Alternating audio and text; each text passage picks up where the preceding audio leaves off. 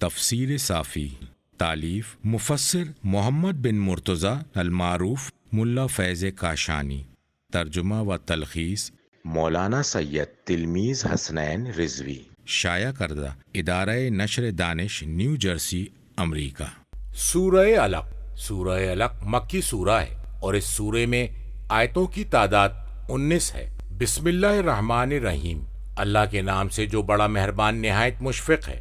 ترجمہ: پڑھیے اپنے رب کے نام سے جس نے پیدا کیا، اس نے انسان کو علق جونک سے خلق فرمایا۔ پڑھیے آپ کا رب بڑا کریم ہے جس نے قلم کے ذریعے علم سکھایا، انسان کو وہ کچھ سکھایا جو وہ جانتا نہ تھا۔ ایسا ہرگز نہیں، انسان تو بڑا ہی سرکش ہے، یہ کہ وہ خود کو مستغنی پاتا ہے۔ بے شک آپ کے رب کی طرف بازگشت ہے۔ کیا آپ نے اسے دیکھا جو روکتا ہے بندے کو جب وہ نماز پڑھتا ہے؟ آپ نے دیکھا کہ اگر وہ ہدایت یافتہ ہوتا یا تقوی کا حکم دیتا۔ اب بتلائیے، اگر اس نے جھٹلایا اور روگردانی کی ہے، کیا اسے معلوم نہیں کہ اللہ اسے دیکھ رہا ہے؟ ہرگز نہیں۔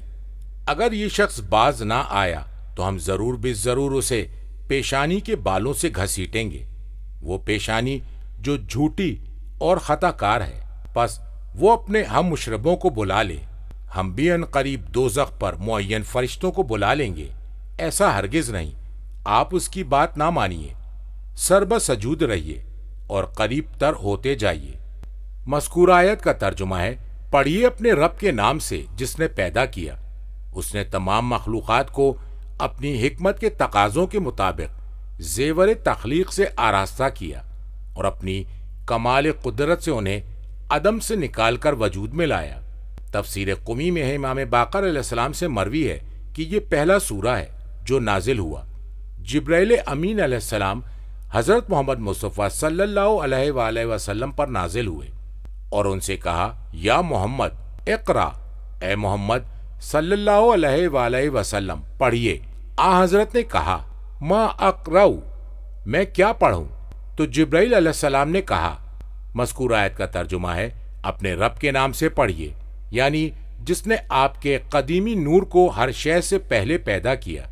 مذکور آیت کا ترجمہ ہے: اس نے انسان کو علق جونک سے خلق فرمایا۔ مذکور آیت کے لفظ کے معنی نطفے کے بعد جو خون جم جاتا ہے اسے علق کہتے ہیں۔ مذکور آیت کا ترجمہ ہے: پڑھیے آپ کا رب بڑا کریم ہے۔ مذکور آیت کا ترجمہ ہے: جس نے قلم کے ذریعے علم سکھایا۔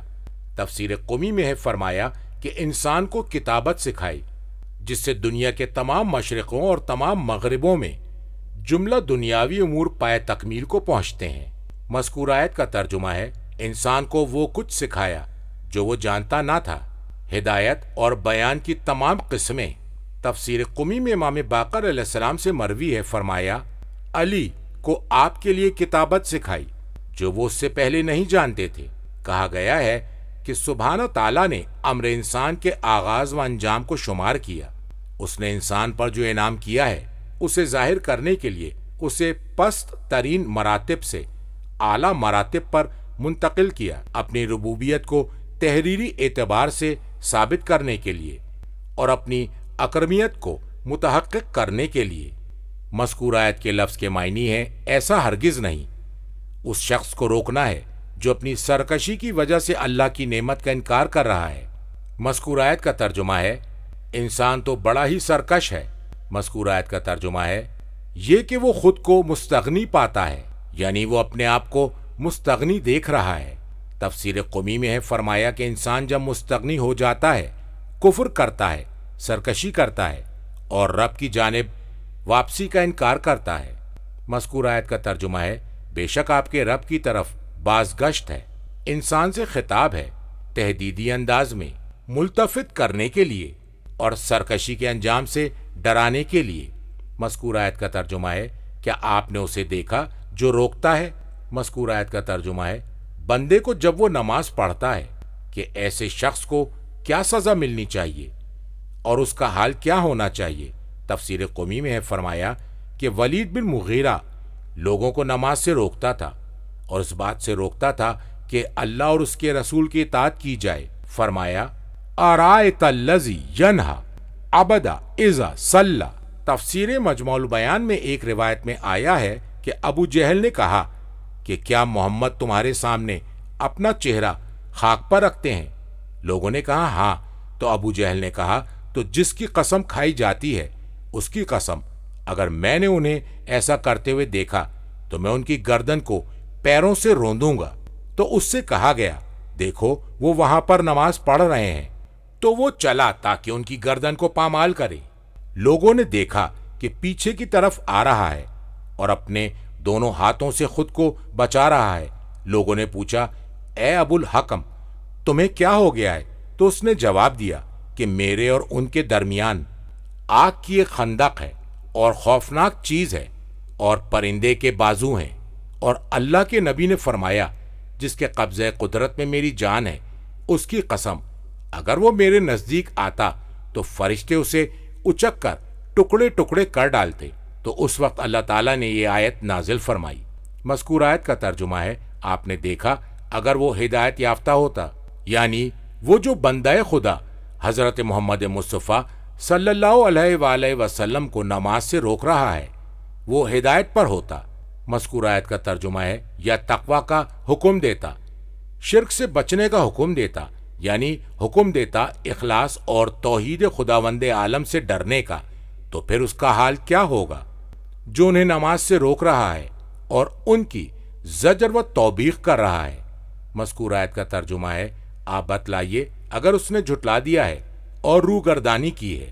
مذکور آیت کے الفاظ سے مراد وہ اسے جھٹلا رہا ہے جسے وہ روک رہا تھا۔ مذکور آیت کے لفظ کے معنی اور ایمان سے روح گردانی کر رہا ہے اور اسے قبول نہیں کر رہا ہے اور نہ ہی اس کی باتیں غور سے سن رہا ہے، تو بھلا ایسا شخص کس قسم کے عذاب کا حقدار ہوگا۔ مذکور آیت کا ترجمہ ہے کیا اسے معلوم نہیں کہ اللہ اسے دیکھ رہا ہے کہ وہ کیا کر رہا ہے اور وہ جانتا ہے کہ اس نے کیا کیا ہے۔ مذکور آیت کے لفظ کے معنی ایسا ہرگز نہیں، یہ روکنے والے کے لیے کلمہ ردا انکار کا کلمہ ہے۔ مذکور آیت کا ترجمہ ہے یہ شخص جو کچھ کر رہا ہے اگر اس سے باز نہ آیا۔ مذکور آیت کا ترجمہ ہے تو ہم ضرور بے ضرور اسے پیشانی کے بالوں سے گھسیٹیں گے، ہم اسے اس کے پیشانی کے بالوں سے پکڑیں گے اور اسے جہنم میں قید کر دیں گے۔ اور لفظ صفع کے معنی ہے کسی چیز کو پکڑنا اور اسے شدت کے ساتھ کھینچنا۔ مذکور آیت کا ترجمہ ہے وہ پیشانی جو جھوٹی اور خطا کار ہے۔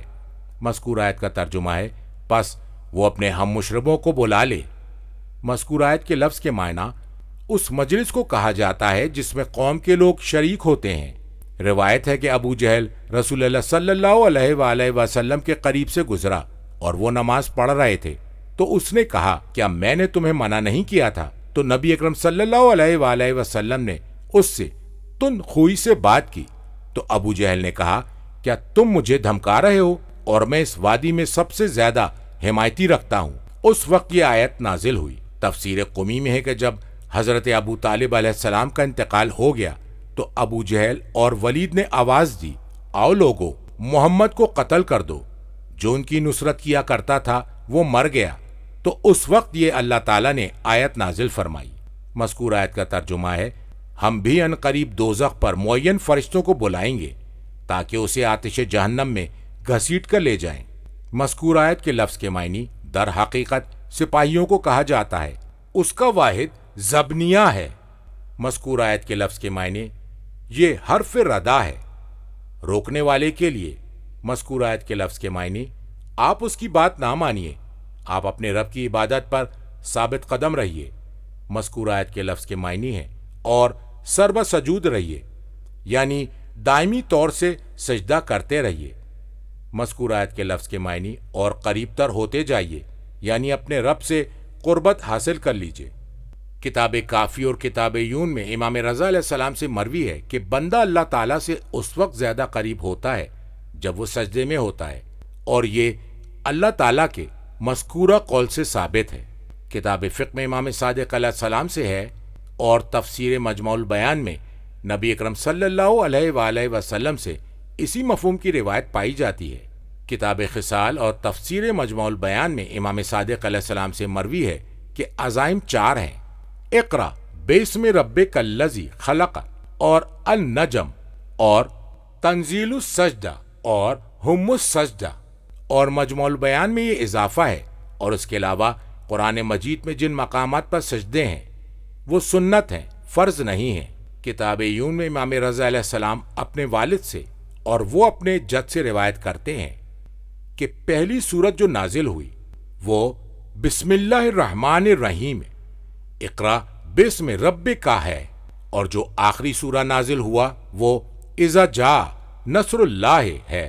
اور کتاب کافی میں امام صادق علیہ السلام سے ایسی ہی روایت ہے۔ کتاب ثواب الاعمال اور مجموع البیان میں امام صادق علیہ السلام سے مروی ہے کہ جو شخص دن کے وقت یا رات کے وقت سورہ اقرا بسم ربک پڑھے گا اور وہ اس روز یا اس شب میں مر جائے گا تو وہ شہید ہوگا، اور اللہ اسے شہید کی حیثیت سے مبعوث کرے گا اور اسے شہید کی طرح زندہ رکھے گا، اور اس کی مثال اس شخص جیسی ہوگی جس نے رسول اللہ صلی اللہ علیہ وآلہ وسلم کی ہمراہی میں اللہ کی راہ میں تلوار چلائی ہو۔